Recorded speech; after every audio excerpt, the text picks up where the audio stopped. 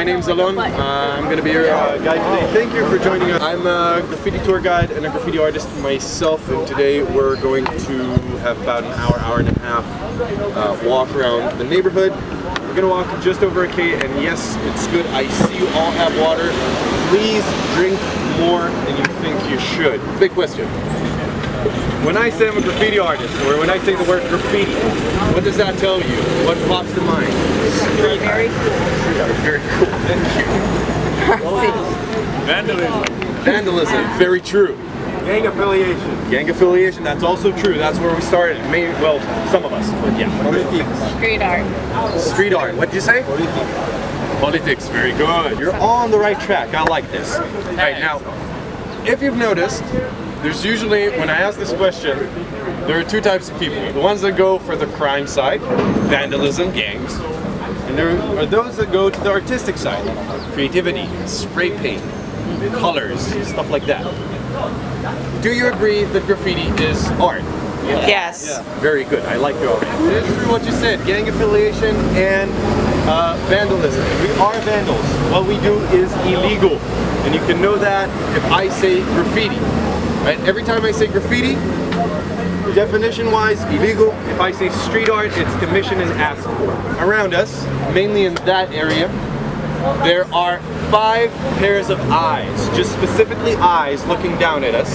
And I want y'all to find them for me. Very good, we already have the first pair, right up top. We fell asleep at the garden. I wish I was Banks. I wish I had his walls. I wish I had his message. I wish I had his prestige. This is an homage by an artist called Islam.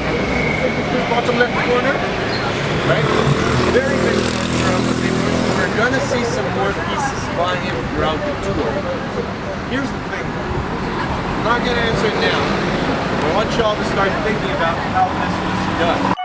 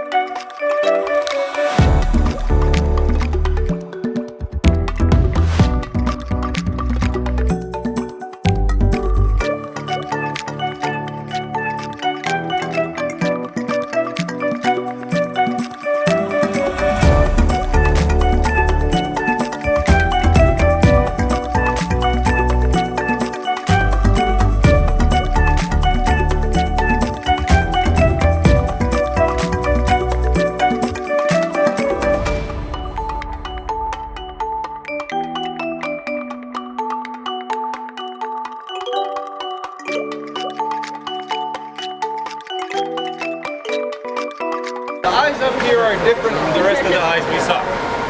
Here's the thing, this is the only pair of eyes in the neighborhood that we don't like. And this is why. The other eyes are from a friend of mine. She's a really famous artist here in the neighborhood. We might even pass by one of her pieces, one of her famous pieces on the way. This was done by her ex-boyfriend. Oh. Boo. Literally his eyes that he gave her to her birthday. And then they broke up. Y'all know the collective name of the people behind me? 27 Club. 27 Club, very good. Why are they called that? Because they all died at 27. Millennials. Can anybody tell me all of them, left or right? Yes. I've got like 3 of them. Okay. Left or right? Left or right? Yeah. Okay. Yo. Wait, give me the first guy. Ryan Jones. Alright, Jimi Hendrix, Janis Joplin, Jim Morrison. Nice. Kurt Cobain, Amy Winehouse. Oh, you missed one. You missed one. Who's No in the cheating. middle. All right, so you were pretty good though. I know. Very good. So the person in the middle is Jean-Michel Basquiat. Who's the person after Amy Winehouse? It should be the guy who died from Star Trek. What? The guy from Star Trek who died? Kislev gave himself this mural as a present for his 28th birthday, marking his survival. Ah. Kislev was a child star in Israel, fell into a deep depression. In his mid-20s, fame kind of faded. Didn't know if he was going to make it through his 27th year, but he did. Kislev put himself up there, and to this day, we don't know who marked him down. right? He kept this as kind of a legend. Some say it's him as part of the piece. I've heard a story that it's an enemy who didn't like his face up there. I even heard a story that it was his sister who didn't like his face next to dead people. Right? But, to me, this piece goes deeper in its effects on the environment. This piece talks about the hardships of being a young artist in Florentine and in Tel Aviv in general. Alright? Especially in a craft as graffiti where you really don't make any money out of it, not at the beginning. And with the rents around here, it's really hard, right? All this street, 1-bedroom apartments will probably set you back 5,000 shekels. Jesus. Right? That's about $1,400–1,500 bucks a month.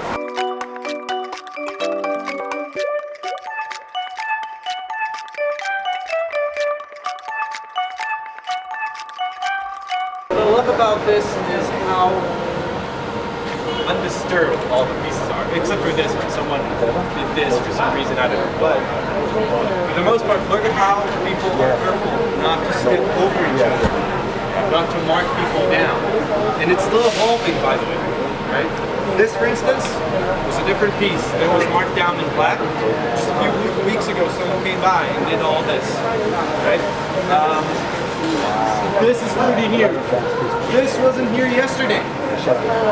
Right? Every now and then someone comes by, posts something, walks away. Which graffiti piece stays on the wall? I'm talking large average, the kislevs, the small tags, everything. 2 months, 9 months. Years. A year. 2 years. 2 years. A week. 2 weeks. 6 months. Yeah. 6 months. A day. 5 years. 3 hours. 3 hours. Alright, let's break it down. Alright? What does it need to withstand? First things first, where are we? Israel. Very good, you're the first person to say that on the first go. Thank you. We're outside. Needs to withstand the elements. Second of all, there are other artists, and this is not my wall. Right? Someone might paint over it, right? We've seen all the gentrification, so tomorrow the wall might Be gone. down. And of course this whole game is illegal. So City Hall might mark it down. If you take all of that into consideration, a lot of you are on the right track. From what I saw, somewhere between 4 and 12 months average lifespan. Having said that, I want to refer your eyes to a very, very old mural. Probably the oldest, maybe the oldest one in Israel. And is anyone brave enough to try and tell us what they're seeing? Beetles. Arrows. What are the arrows pointing at? Come here so I can look at your. Alright, left arrow. What's it pointing to? Rabin. Israelis automatically know this, so don't shout out. Don't tell us. Right? We have the left arrow. It's pointing to a face. Right? What's that face doing? There's a big Jewish nose that tells you where it's looking. On the right, there's another arrow with another figure. What's that figure doing? Punching. Punching, throwing something, shooting. Do we know of any famous assassinations that happen around town? Yitzhak Rabin. Very good. Yitzhak Rabin is the former Prime Minister of Israel. Died in '95, assassinated by Yigal Amir in what's now known as Rabin Square, about 3 kilometers that way. This mural was made using this image from a video of the assassination. Oh, wow. You can see here Yitzhak Rabin, the assassin Yigal Amir, and the gun flash. This is the moment he's been shot in the back twice. This mural was painted on by an artist called Yigal Stein a few weeks after the assassination. That makes it how old? 24. Anybody It's like- here under 24? Yeah. This is older than you.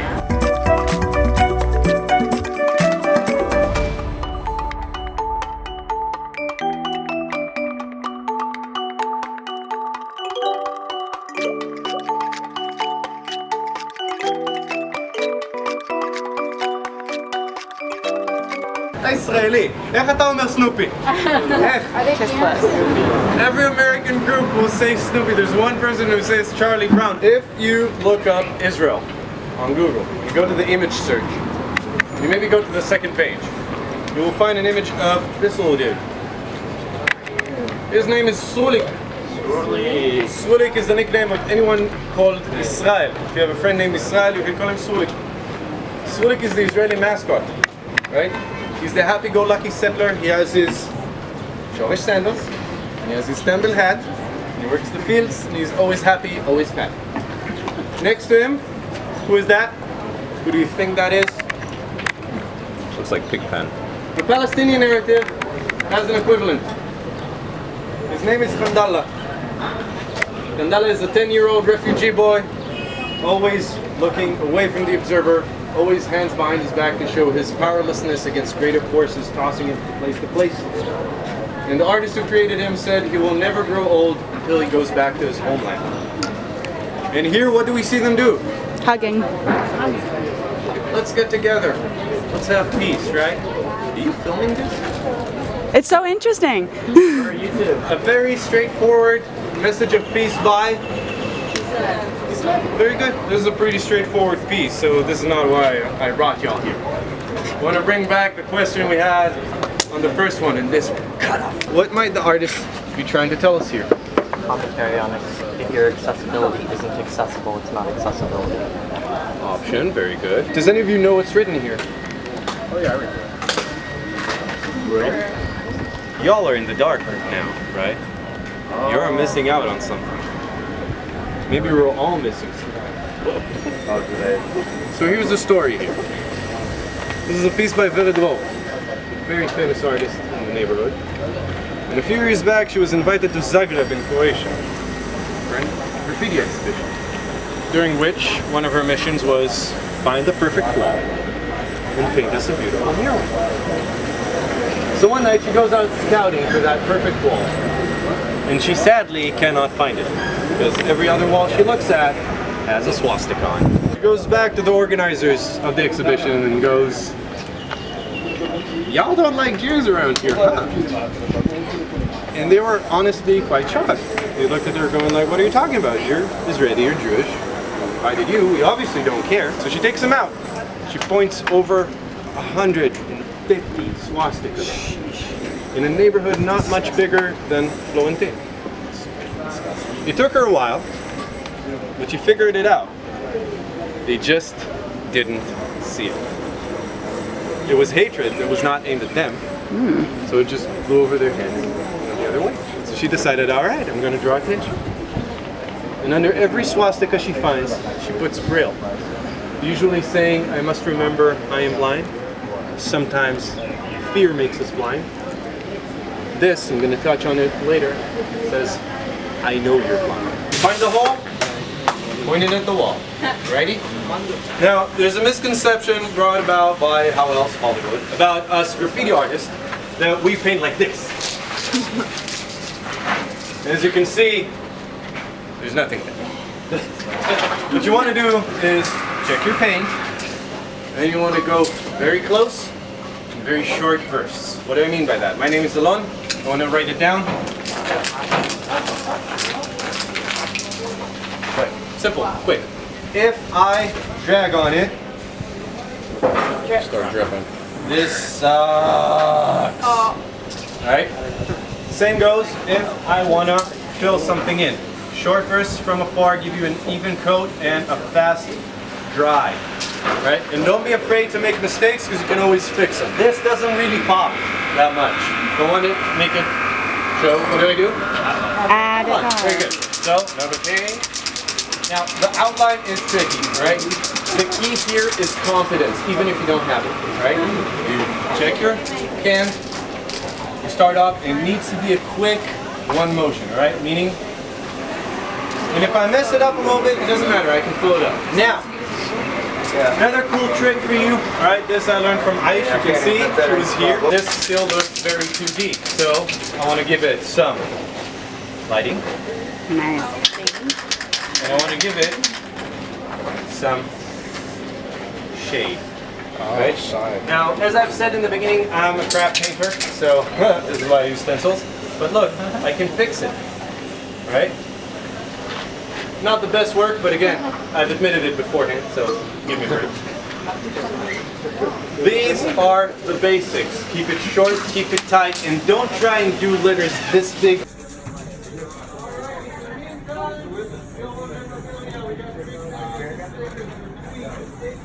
You got huge, dude. You can sort of see it. Okay. Good?